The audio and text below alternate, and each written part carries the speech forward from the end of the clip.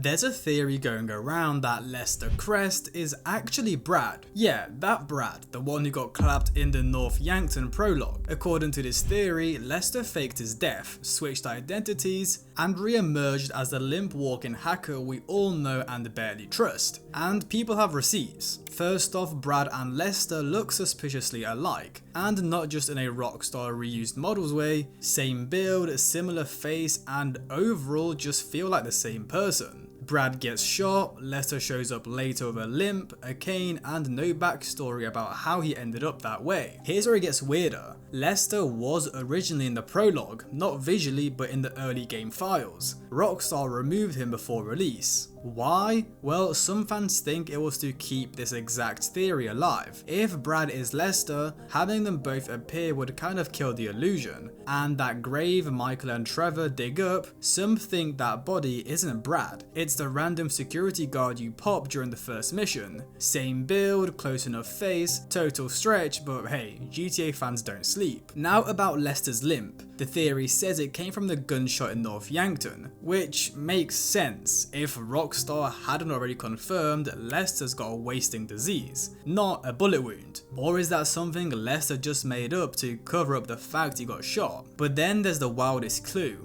A scrapped voice line from Brad that says, "Let's not give the guy with a walking stick 20 cents on the dollar." So he knew Lester. If they're the same person, why would he talk about himself in the third person? It's a weird one. The theory, well, it's plausible enough to make you double take. If anyone in GTA could fake their own death and scam the FIB, it's Lester or Brad. Let me know what you guys think in the comments, and let's move on to the next theory. You know that weird mural on top of Mount Chiliad with the UFOs, the eggs, the jetpack? Like some rejected conspiracy chart from Reddit. People have been trying to crack that thing since 2013. Well, what if there's nothing to crack? This theory says the whole thing was a giant troll by Rockstar. They put a bunch of mysterious symbols in the game on purpose with no solution, just to mess with people. And it worked. Players wasted years trying to activate a jetpack, uncover alien bases, or summon Bigfoot with a golden egg. Meanwhile, other mysteries in the game, like the Infinity Killer, actually do get resolved. So why not this one? Because it was never meant to be solved. It was just Rockstar watching us all lose our minds while they laugh from their evil headquarters. But honestly, this is just a start, because these next theories are actually crazy. Remember that moment in San Andreas when CJ walks into his mum's house and bam, big smoke jumps out of the kitchen swinging a baseball bat. At first it seems like a funny, over-the-top reunion, but if you really think about it, what the hell was Smoke even doing there? Here's a theory. Big Smoke wasn't there to greet CJ, he was there to take out Sweet. At this point in the story, Smoke had already switched sides and started helping the ballers behind the scenes. If Sweet had come home alone, Smoke might have ended him right there in his own house. But instead, CJ showed up first, and Smoke had to play it off like he was just being a weird uncle with a bat. This theory makes a lot of sense when you remember how fast Smoke spirals into full villain mode. Dude went from CJ my dog to drive-through drug lord in a few missions. Michael DeSanta loves to act like he's some protected ex-criminal living the American dream with poolside yoga and midlife crisis therapy. But here's a theory that flips all of that on his head. What if Michael was never in witness protection at all? According to some fans, the whole FIB witness story is just a cover. Instead, Michael made a private deal with Agent Dave Norton, faked his own death in North Yankton, kept a cut of the cash, and agreed to do whatever the FIB needed in exchange for keeping quiet. He even sends Dave monthly payments under the table to keep the deal alive. It makes sense. So yeah, maybe Michael's not protected. Maybe he's just rich and sneaky. Now, this one sounds like pure tinfoil hat nonsense, but the logic checks out. You ever notice how you can blow up an NPC in the middle of nowhere, no witnesses, no cameras, just you and the crickets, and somehow the cops still know it was you, like within seconds? What, are the birds watching now? Here's the theory. NPCs in GTA are being tracked by Nano Chips for life insurance companies. And I'm being serious. The idea is that every pedestrian has a chip that records vital signs, so the second you hurt them, a signal gets sent to their insurance company. That's how the cops always seem to magically appear at the exact right time. Probably just a gameplay mechanic, but now that you've heard it, you can't unsee it. Every time you run someone over and the cops instantly show up, just remember, you're not paranoid, you're being watched by Liberty Mutual. Trevor killing Floyd and Deborah is one of the most chaotic scenes in GTA 5, but some players think Trevor wasn't actually the one who started the bloodbath. Here's how it goes. Floyd and Deborah are screaming at each other.